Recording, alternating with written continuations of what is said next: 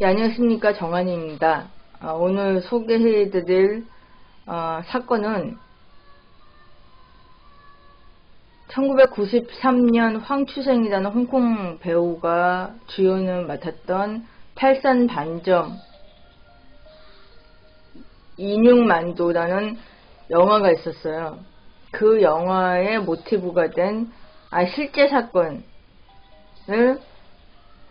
소개해드리고자 합니다. 이 사건은 이제 1985년 8월 4일날 오후 5시에 일어난 사건이고요. 총 10명의 피해자가 살해당한 사건입니다. 범인은 황지양이라는 50살 된 남자였고요. 이 팔선반점 주인이었던 정림의 9명의 가족과 거기서 근무했던 주방장 총 10명이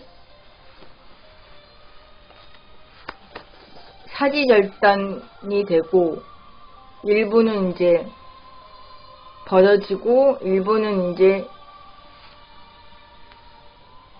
인육이 돼서 만두를 삶아서 그걸 또 손님들한테 팔았다는 그런 이야기까지 나돌았다고 합니다. 그래서 그 당시에 홍콩, 마카오, 중국, 그리고 외국에서까지 그 이야기가 알려져서 아마 큰 파문이 있었다고 합니다. 그리고 그 당시에 이제 만두 판매량도 이렇게 하락이 된 사건이었다고 합니다. 이제 설명을 드리자면, 그 팔선 반점은 그 마카오 헤이사완이라는 곳에 위치가 되어 있고요. 그러니까 지금은 빅토리아 호텔이 거기에 위치되어 있는 것 같아요. 그게 주소가 지금은 빅토리아 호텔이 되었다고 합니다. 원래는 이게 그 팔선 반점이 1960년도에 그 팔선 반점 주인인 정림이라는 분이 부인과 함께 그 작은 가게 포장마차식으로 이제 먼저 운영을 하셨다가 나중에 차차 이렇게 발전이 되면서 좀 커진 가게였다고 합니다. 그래서 뭐 닭과 오리 이런 이제 전문적으로 그 요리를 해서 이제 음식을 판매하는 식당이었고요. 그리고 뭐 그런 식으로 이제 그 두 분이 매우 부지런하게 성실하게 이렇게 그 가게를 운영을 하셨던 것 같아요. 근데 문제는 부인이 마작에 빠지신 거예요. 그러니까 마작에 빠지는 바람에 그 황지양이라는 사람을 만나게 되고, 그 마작에서 돈을 많이 잃어서 황지양한테 또 돈을 좀 많이 빌렸던 것 같아요.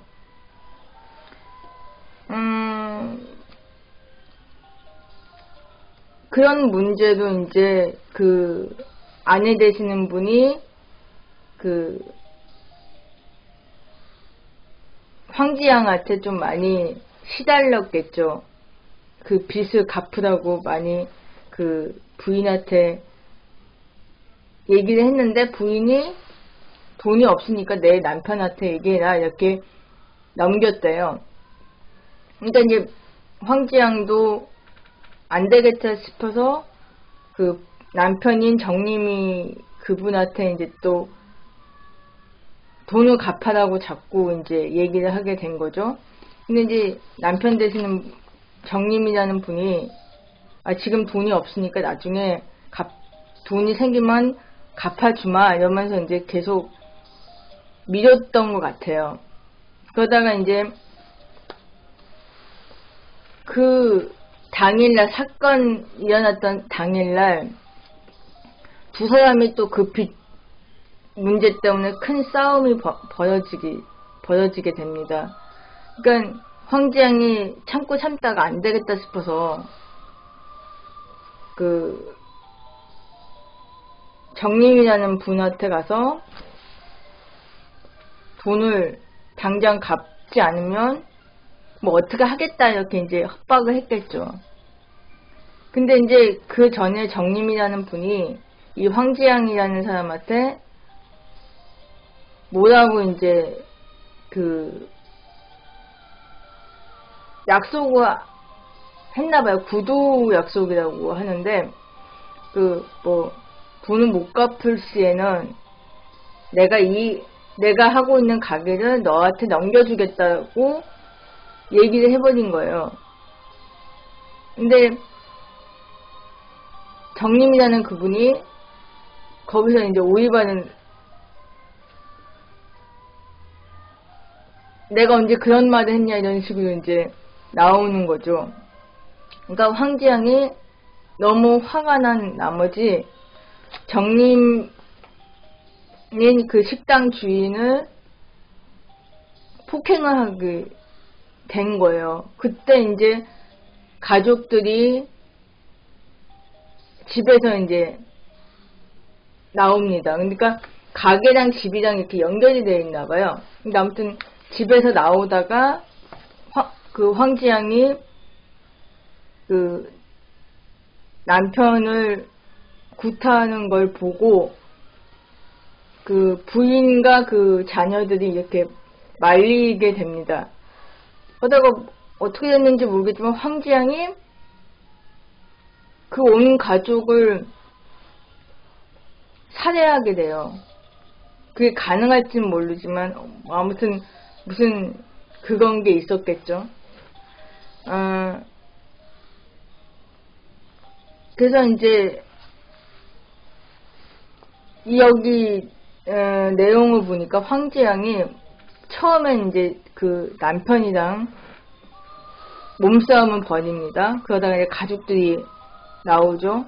그걸 목격하고 이 가족들이 황지양을 말립니다. 그러다가 황지양이 거기 아들이 있었는데 아들을 잡은 거예요. 아들을 잡고 이제 협박을 한 거죠. 이 아들을 살리려면 가만히 있어라 이렇게 하고 그 가족들한테 니네가 서로 손과 발에 노끈으로 묶어오라고 이제 또 명령을 내립니다. 그래서 이제 가족들은 이제 다 그 서로 이렇게 줄을 묶게 되고, 그리고 이제 황지양이 이제 거기서 그냥 이렇게 했으면 되는데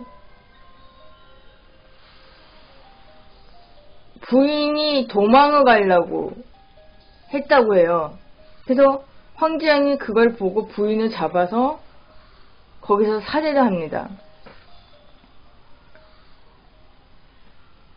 그리고 이제 식구들이 이제 또 그 광경을 보고 가만히 있었겠어요. 또 이제 막 반항을 했겠죠. 그래서 이제 황지양이 온 가족을 다 그때 죽이게 됩니다. 그때 아들이 마지막으로 그 황지양한테 이런 말을 했다고 그래요. 뭐라고 얘기를 했냐면, 우리 9째 이모가 경찰에 신고하실 거예요 라고 얘기를 하면서 죽었다고 합니다. 이게 맞는 얘기인지는 모르는데 아무튼 그 얘기를 하고 죽었다고 그래요.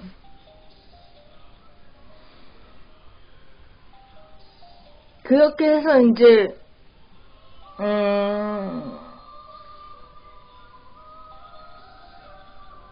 알고 봤더니 왜 그런 얘기를 했냐면,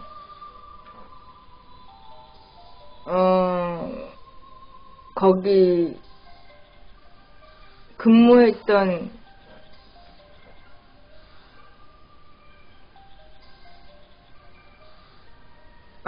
죄송합니다. 9번째 임원하고 한 분이 거기서 같이 그 식당에서 근무를 하셨던 분이었다고 해요. 근데 그날 감기가 좀 심하게 걸려서 일하다가 도중에 집에 일찍 가셨다고 해요. 그러니까 이제 이 황지양이라는 사람을 이 이모도 알고 있는 거죠. 그래서 이 아들도 그걸 아니까 이 9번째 이모가 널 아니까 경찰에 신고할 거라고 얘기를 한 것 같아요. 근데 이제 뭐 벌써 일은 벌어졌고, 그래서 이제 황지양이 이 시신들은 이제 사지 절단을 하고 일부는 이제 쓰레기차에다가 버리고, 뭐 나머지는 또 바다에 버리고, 뭐 나머지는 또 인육으로 해서 뭐 만두를 삶아서 그 다음날 가게에서 이제 자기가 주인인 척하면서 영업을 했다고 그래요. 근데 그게 이제 믿을 수 있는지는 모르겠지만, 아무튼 8월 5일날 이제 영업을 했고요. 그 다음에 그 전에 이제 말씀을 드리면, 그것도 이제 경찰 조사 중에 밝혀진 사건인데, 이 황지양이라는 사람이 그렇게 좋은 사람은 아니었던 것 같아요. 뭐 양아치라고 얘기를 할 수 있을 것 같은데, 아무튼 근데 이 사람이 사실은 전에도 살인을 저지르고 마카오로 도망온 사람이었던 거예요. 원래 본명은 진계랑이라는 사람이고요. 그 당시 사건 당시 50살이었다고 했잖아요. 그래서 이제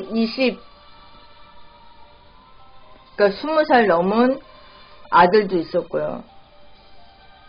그래서 이제 그 아들이랑 마카오에서 이제 살았던 걸로 알려져 있었습니다. 근데 아무튼 그가 1973년 11월 15일 날, 원래 황지양은 이제 진계량이라고 이름을 갖고 있을 때 홍콩에서 이제 거주했던 것 같아요. 근데 거기서 작은 사업을 했다고 합니다. 그래서 이제 작은 사업을 하려고 하다가 돈이 좀 부족해서 이화라는 한 남자에게 돈을 빌리려고 했는데 거부를 당한다고 합니다. 화가 나서 그를 살해하고, 그 다음에 그의 처와 누나도 죽이려고 했는데 이제 미수로 그치고 맙니다. 그것으로 인해서 이 사람이 외진 시골로 이제 도망을 가게 되고, 거기서 숨어 살다가 아주 웃긴 얘기인데 그 지문을 다 없앴다고 그래요. 그리고 본명이 진계장인데 이름을 또 황지양이라고 이름을 바꾸고, 그렇게 이제 완전히 정체도 이제 세탁을 했다고 하나요? 그걸. 그래서 아무튼 그렇게 해서 아주 다른 사람으로 세탁을 하고, 거기서 또 다른 어떤 한 여인을 만나게 돼서 결혼을 하게 되고 거기서 또 두 아들을 낳았다고 합니다. 이남이 일녀를 자녀를 이제 얻었었고요. 그 다음에 이제 1985년도에 이제 이 8월 4일날 이제 이 사건이 발생이 되고 만 거죠. 그래서 이제 1985년 8월 8일 오후에 해수욕장에서 이제 수영을 즐기던 사람들로 인해서 그 일부 사지절단된 일부 시신 그 부위가 있잖아요. 그게 이제 그 바닷가에서 발견이 됩니다. 경찰들이 이제 조사하기 시작을 하는 거죠. 근데 그 당시만 해도 근데 그 시신이 누군지도 모르는 거죠. 왜 그러냐면은 그냥 2개의 손, 4개의 발, 뭐 이런 부분들만 이렇게 발견이 돼가지고 정확히 누군지를 몰랐던 것 같아요. 그리고 또 웃긴 게 상어들한테 이제 뭐 물렸고 뭐 여러 가지 막 훼손이 된 시신이었기 때문에 몰랐다고 합니다.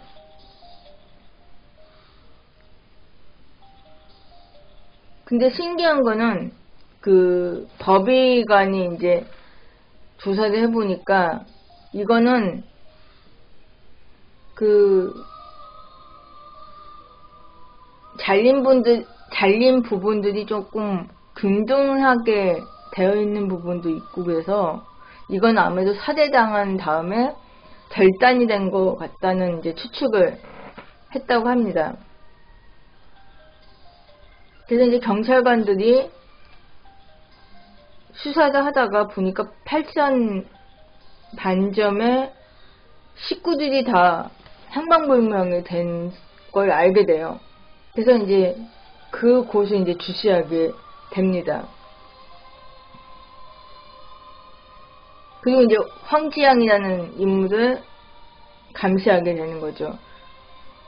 거기 주위에 있는 사람들한테 다 그걸 인터뷰를 했을 거 아니에요. 경찰관들이.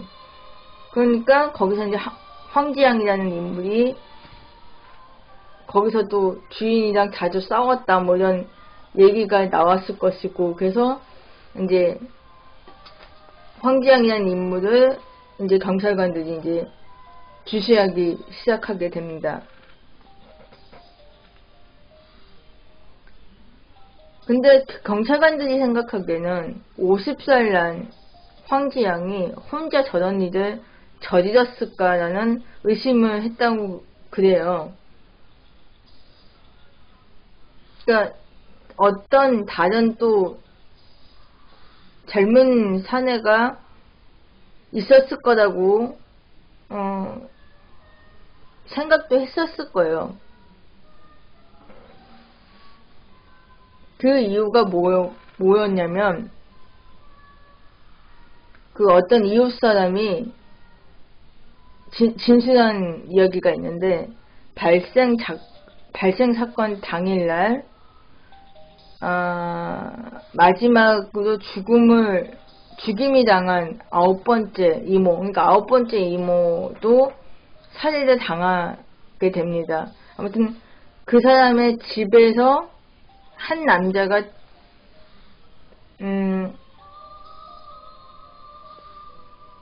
이 택시를 타고 왔다 갔다 하는 걸 봤대요.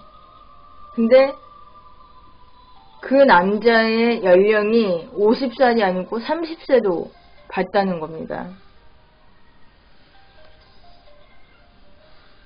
하지만 그 황지양이라는 사람은 끝까지 자기가 혼자 했다고 얘기를 했다고 그래요. 그래서 그냥 그래서 이제 그 수사 결과는 그냥 황지양이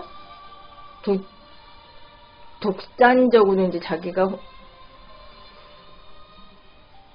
범죄를 저지른 걸로 되어버렸습니다. 그리고 이제 나중에 황지양은 그 정림이 일가가 이제 실종된 후에 그 정림이 소유한 부동산들을 다 처분을 하려고 했다고 해요. 그리고 또 이제 그 20살 된 자기 아들에게 그 정림이 끌고 다녔던 차를 주었다고 합니다.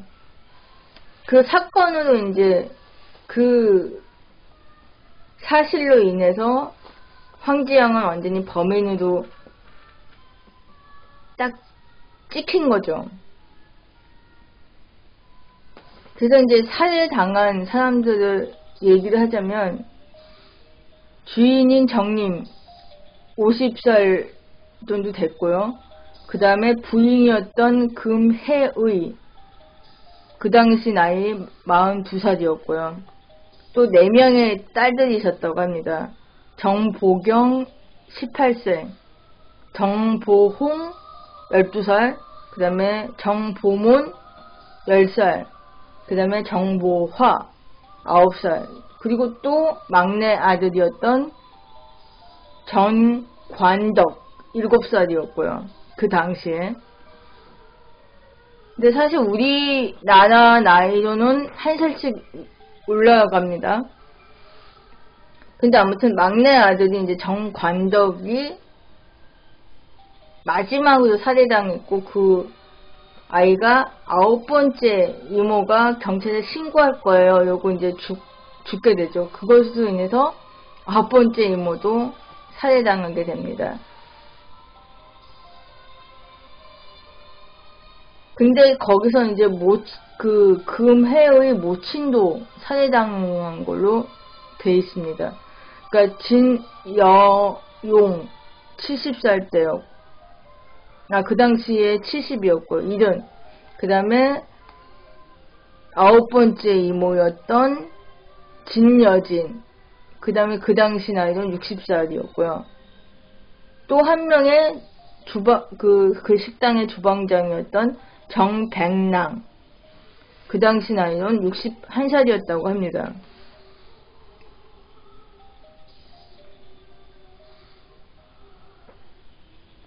그리고 이제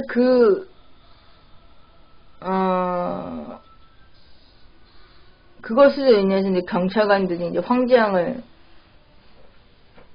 체포해서 수사를 하면서 또 알게 된 게, 황지양의 집에서 소형 금고를 발견하는데 그 안에 뭐가 이제 발견이 됐냐면, 정림이 갖고 있던 은행 증서, 은행 통장들과 주식 증서, 그 다음에 보험 증서 등, 그 다음에 뭐, 그 자녀들의 출생 신고서, 그 다음에 학생증 사본, 그런 거 왜 갖고 있는지 모르죠. 아무튼 그걸 갖고 있었대요.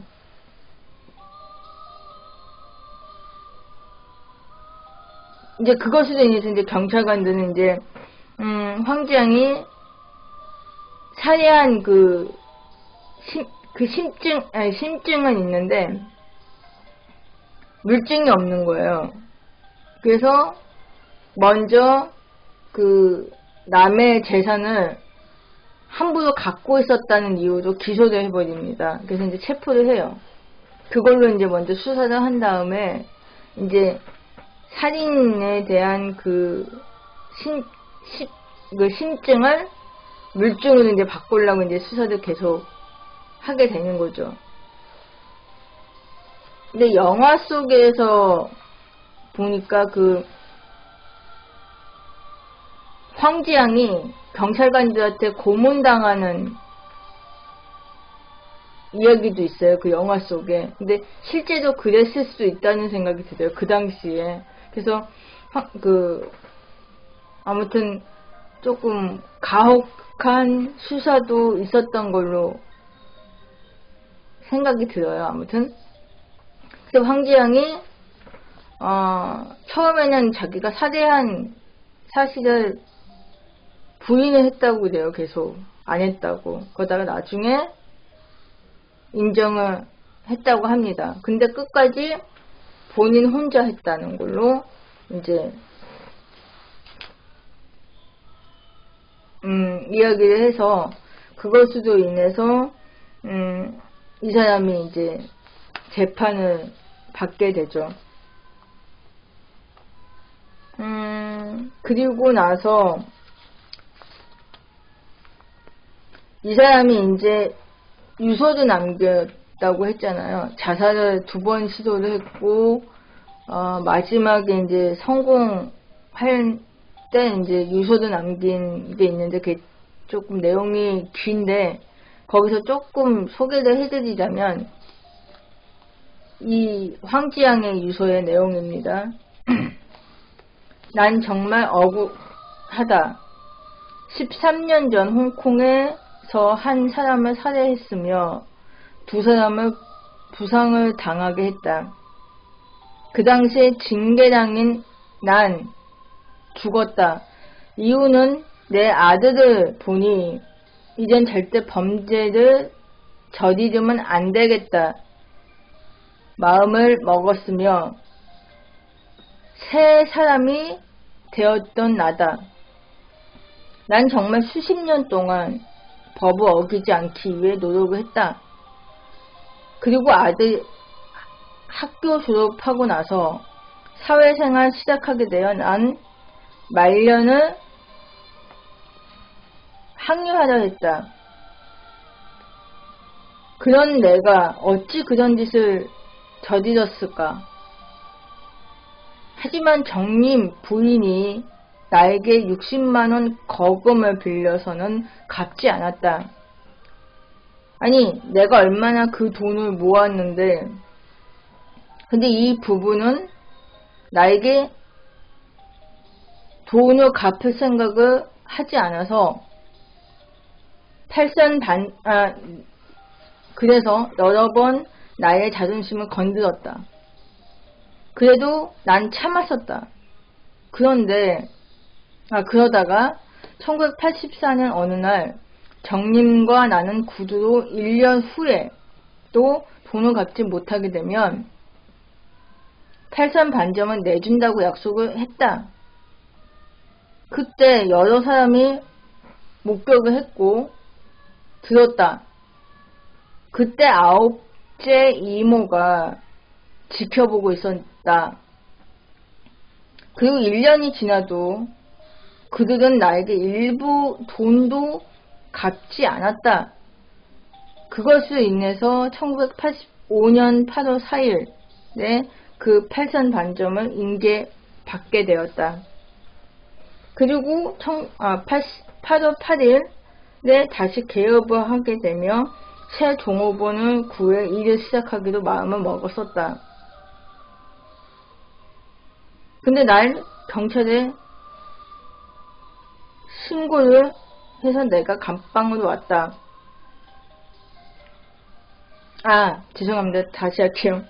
그러니까 아무튼 그 인수해서 본인이 이제 장사를 하려고 했는데 정님이 자기한테 내가 언제 그런 약속을 했냐, 차용증도 없지 않느냐, 뭔 증거로 내 식당은 네가 갖겠다고 하느냐라고 따졌다고 해요. 그리고 너가 이런 식으로 나를 협박을 하면 경찰에 신고해버리겠다, 너를 강방에 보내버리겠다고 얘기를 했다고 합니다. 그래서 그거에 이제 화가 너무 난 나머지 그 주인을 살해할 수밖에 없었다라는 얘기를 합니다. 그러니까 당신들이 내 입장에 대해서 생각을 해봐라.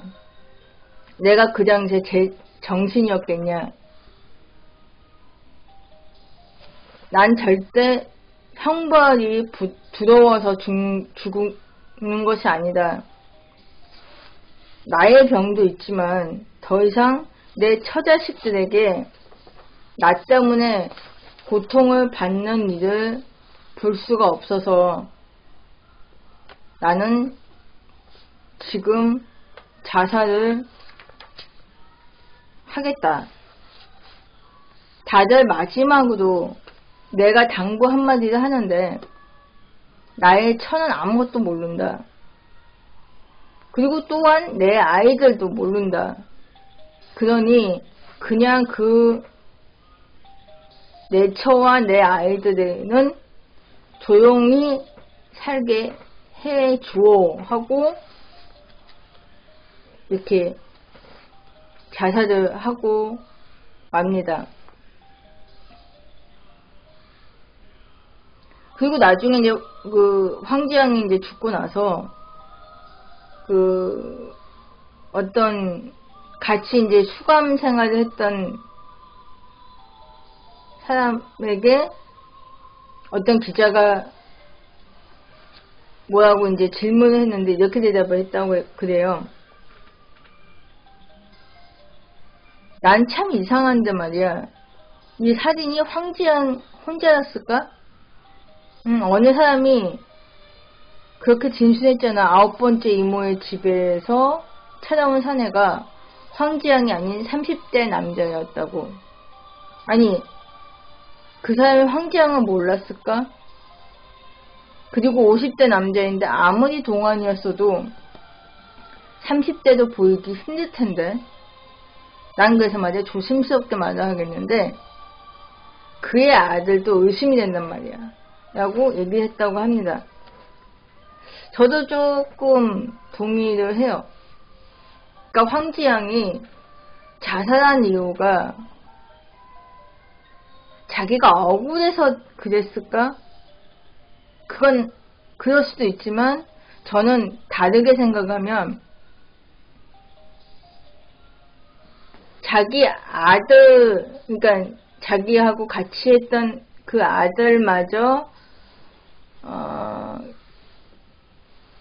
걸리지 않을까라는 두려움 때문에 그냥 자기 혼자 모든 짐을 지고 그렇게 하지 않았을까라는 생각을 하게 돼요. 다른 분들은 어떻게 생각하실지 모르지만 아무튼 그렇게 생각이 듭니다. 그리고 아무튼 이 사건에 관련돼서 이제 여러 가지 작품이 이제 생겨요.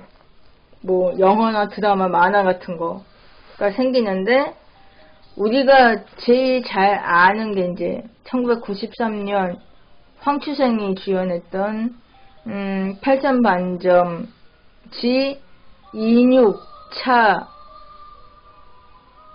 만두라는 제목의 영화가 제일 유명하고요.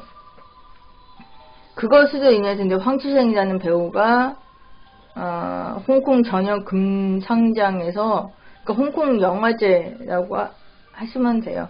홍콩 영화제에서 최우수 남우주연상을 수상하게 됩니다. 근데 이 영화가 엄청 잔인하고 조금 그래서 그 미국에서는 이제 조금 이게 삭제가 되게 그 상영이 되고요. 우리나라에서는 특이한 게 무삭제판으로 개봉이 그러니까 상영이 잠깐 했다고 그래요. 신기하네. 우리나라에서 이렇게 잔인한 영화를 무삭제판으로 했다는 게 조금 신기한데요. 아무튼 아주 잠깐 이제 상영을 했다고 해요.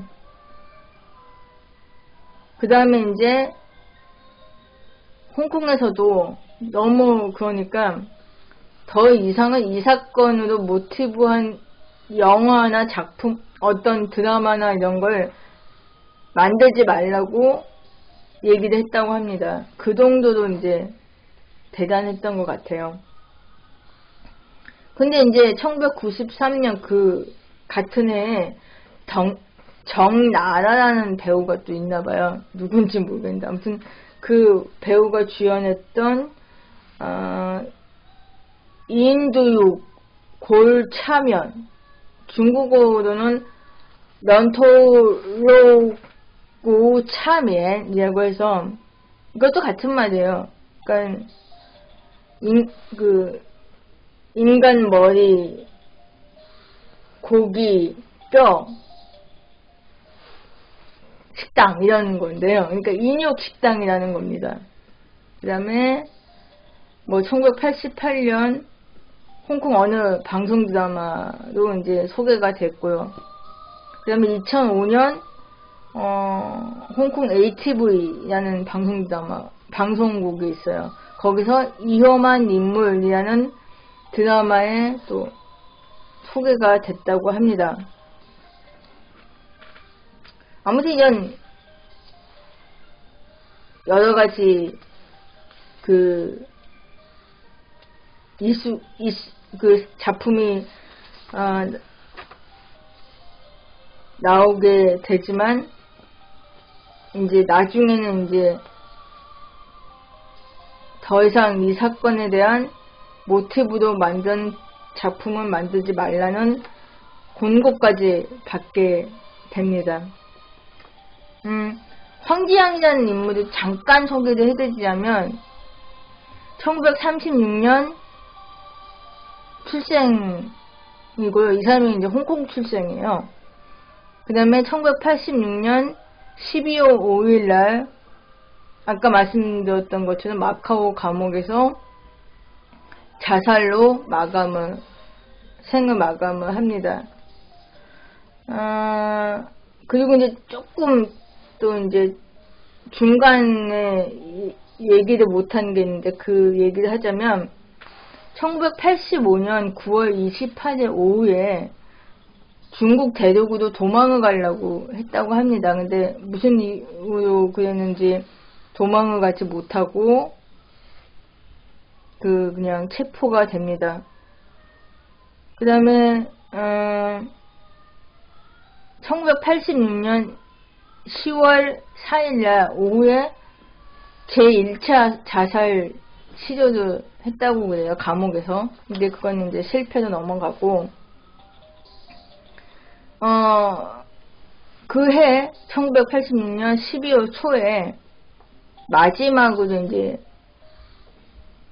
부인인 여씨하고 큰아들 하원하고 이제 면회를 했다고 그럽니다. 그날 엄청나게 두 부부가 오열을 했다고 합니다. 그리고 이제 그 며칠 후에 1986년 12월 5일날 두 번째 자살 시도도 하고 그게 이제 뭐 그 전날 뭐 4일날 새벽에 밤에 그랬는지 아니면 5일 새벽에 그랬는지 모르지만 자살로 이제 생을 마감하게 되고 그 시신은 오전 9시에 순찰하던 그 사람들 뭐라고 그러죠? 간수한테 그게 발견이 돼서 그 시신은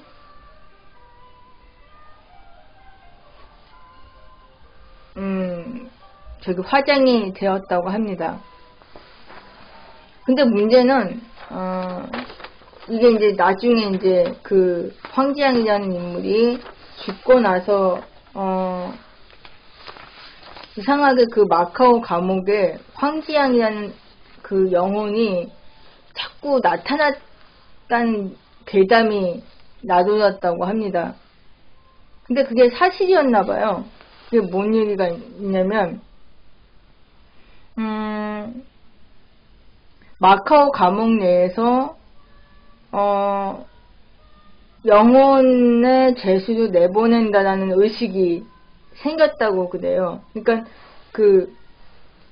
이 사건 이후에 왜 그러냐면 감옥 간수들은 감옥 안에서 죽은 죄수는 그곳을 떠나지 못하고 살기가 서려 산 사람들을 해칠 수 있음을 믿으며 그 영혼을 그곳에 장기적으로 머무게 한다면 절대 안식을 취하지 못한다는 그런 미신이 생겼다고 해요. 그래서인지 이제 황지양 영혼이 마카오 감옥을 이렇게 다니는 게 죄수들이나 간수들한테 몇 번 목격이 되었다고 합니다. 그것으로 인해서 도사를 모셔놓고 영혼을 달래는 천조제와 감옥에서 이제 그 영혼을 내보낸다는 그 의식을 치렀다고 해요. 그리고 나서 더 이상은 황지양이라는 그 영혼이 보이지 않았다는 이상한 괴담이 있었다고 합니다. 별 내용은 아닌데 아무튼 이런 이야기가 있어서 소개를 해드렸습니다.